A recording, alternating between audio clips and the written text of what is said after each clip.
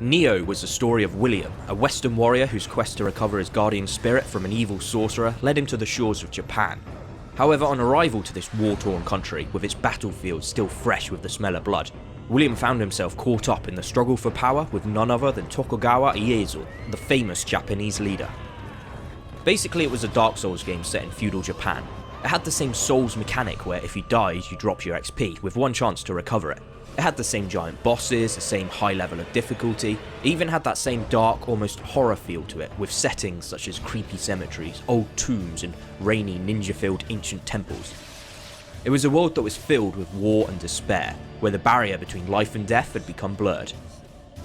It drew a lot of its influences from traditional Japanese mythology, with spirits, demonic oni, and undead yokai wandering the lands, drawn towards the misery and death. Even the combat stuck to the Japanese theme with an almost martial art feel to it. You could fight in 3 different stances: high stance, middle stance or low stance.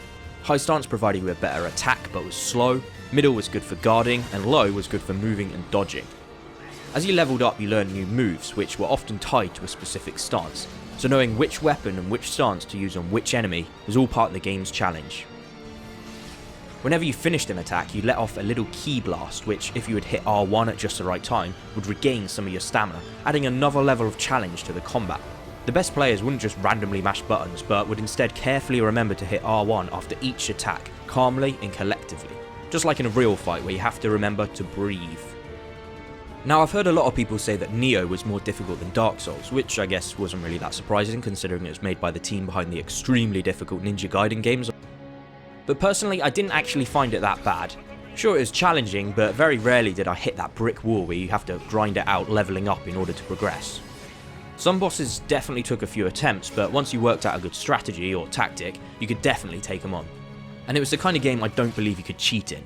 Anything was fair game. Any glitch or advantage you could abuse was fair enough.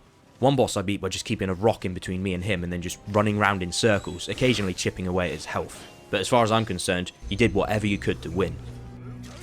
One major difference between Nioh and Dark Souls was that in Dark Souls the game took place in one big interconnected world, whereas here you had a world map with a stage selection on it.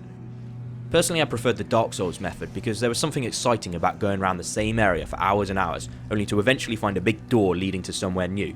Then you had to ask yourself all the usual questions like, is this the right way? Am I meant to be here? Is it going to be too difficult in this new area? It captured that sense of exploration and discovery. But in Nioh, it's always kind of obvious where you're meant to be going and how difficult a level is going to be because it clearly tells you on the stage select screen. What I did like though was that, without wanting to compare it to Dark Souls anymore, it had a bit of a Borderlands or Division feel to it, where you'd pick up a ton of loot, all varying in rareness, and each with their own little stat changes, like plus 2% poison resistance or plus 6% damage from behind. I found myself constantly switching out my items, my armor, and even my weapons, as I was constantly finding something new that was better than what I already had. But when you did find something you really liked, it was possible to customize it however you liked. One area that I think the game got perfect was the blacksmiths. You literally couldn't ask for a better blacksmith in a game. You could upgrade your lower level items by soul matching it with a higher level item. You could change the appearance of any piece of armor or weapon, so say you got a really powerful piece of armor, but it looked like shit, you could transform it to make it look like any other piece of armor that you'd already found. So basically you could run around looking like you're in light armor when really you had all the defensive stats of the heavy stuff. I think that this is important because there was a hell of a lot of cool looking armor in this game. Ancient Japanese armor has something special about it, where every samurai used to personalize and maintain their own set to make it unique, so it was important that the game let you do the same.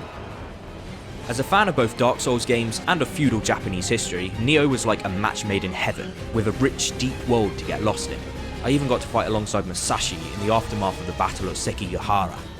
It was the kind of game where you'd get messages from friends saying stuff like, how'd you kill that harpy bitch, which weapon did you use? Or ace the fucker, having a fire weapon made it piss easy.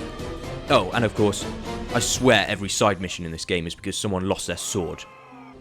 Next time I'll be delving back into the world of Resident Evil 7 with its second piece of DLC, Banned Footage Volume 2, so until then, thanks for watching.